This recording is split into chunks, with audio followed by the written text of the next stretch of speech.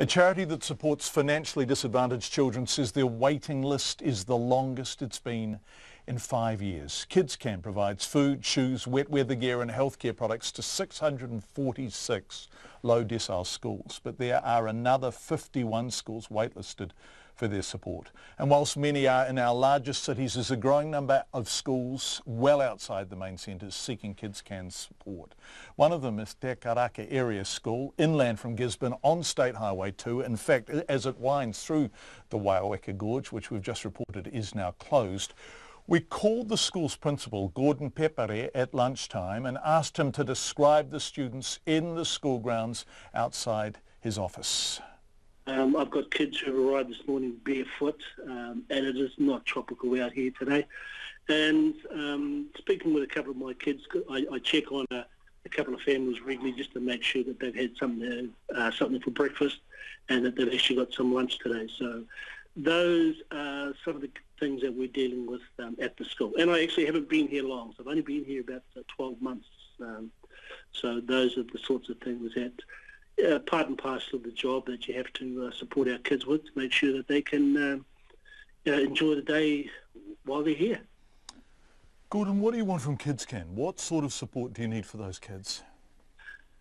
I guess the real thing is I'm very cautious because at the end of the day I know there are probably some schools and kids who are worse off than we are, but I want to be able to support the kids that I know their parents are trying hard. We've got, our parents out here try to do the best with what they can. But for some of my kids coming to school and their raincoat is their school bag over their head, it's very hard to watch. Gee, I'm a bit emotional here.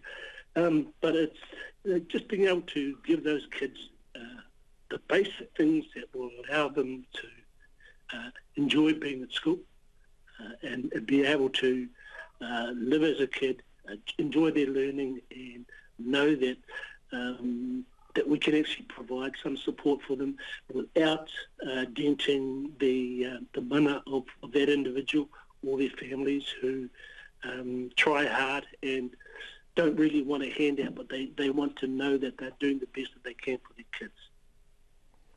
It's exhausting, isn't it? And I can hear it in your voice that... yeah, I guess I'm sort of struggling a bit. But it is what it is. Yeah. And what is it that you struggle with most of all? What is it that makes you feel such anguish about this? What's getting to you most of all? I think one of the biggest things is when we sit down, when I have to sit down with kids and talk with them about, there's an issue with their behaviour, and so I take them away and sit down.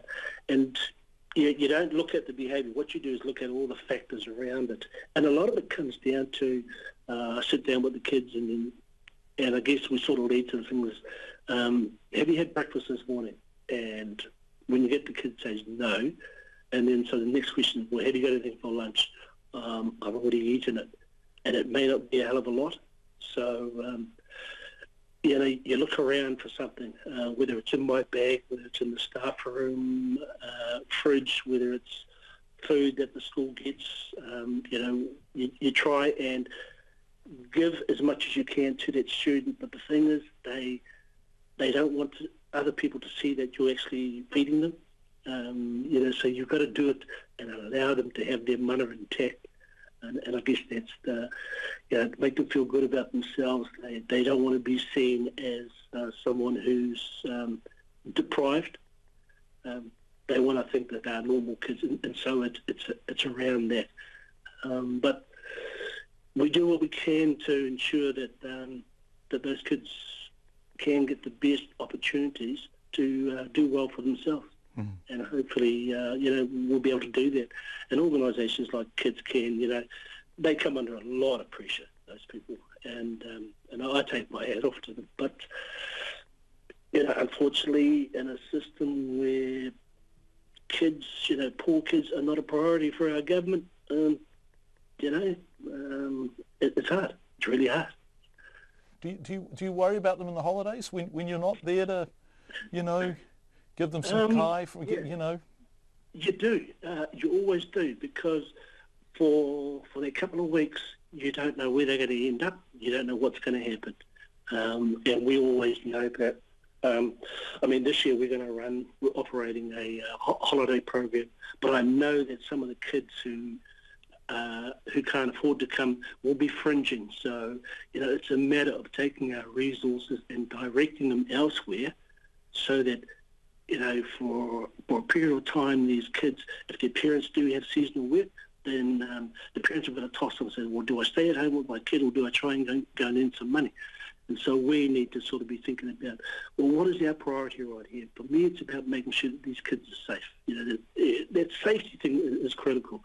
So, we dig into our school coffers and we sort of just try and see if we can get some of our key families in here where we know that they will get looked after while mum and or dad or nan and papa are out trying to earn a bit of coin to support the kids. And so you're a school, but you're also fulfilling the role of a kind of social agency, aren't you? And as you say, you have to dig into your coffers. How much will it cost for you to run a school holiday program, to feed kids and look after kids? Because you have youngsters here. You start at year 1, don't you, and go all the way through. And we go through the year 2. Yeah. So you do the full gamut, which is pretty lovely, because children could spend their entire childhood with you right at your school, which is a bit of a privilege. But what's the cost?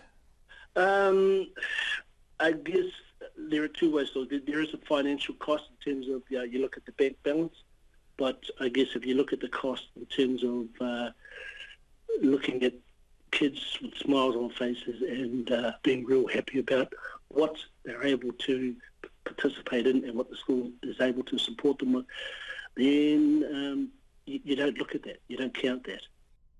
Gordon Pepere from Te Karaka Area School. He's the principal there, one of 51 schools on the waiting list to receive KidsCan support for their children. They are on that road between Gisborne and Opotiki, which, as we are reporting, has been closed by a slip.